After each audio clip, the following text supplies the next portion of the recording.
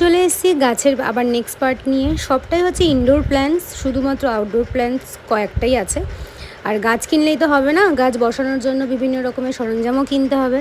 তাই আমি সমস্ত টব থেকে শুরু করে ফার্টিলাইজার থেকে শুরু করে বিভিন্ন রকমের মাটি সব কিছুই নিয়ে এসেছিলাম, যাতে প্রথম থেকেই গাছের যে মাটিটা ইনডোর, বিশেষ করে ইনডোরের জন্য গাছের যে মাটিটা আমি প্রপারভাবে তৈরি করতে পারি।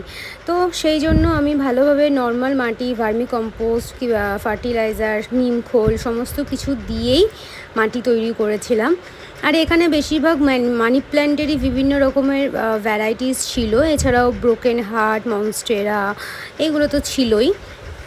আর একটা যে হোয়া দেখছো, এটার নাম হোয়া সামথিং, আমি জানি না, ওতেও খুব সুন্দর শুনেছি ফুল হয় এবং যেটা খুব সেন্টেড হয়। তো সমস্ত গাছগুলোকেই আমি সুন্দরভাবে অ্যারেঞ্জ করে নিয়েছি। মাত্র দুটো গাছ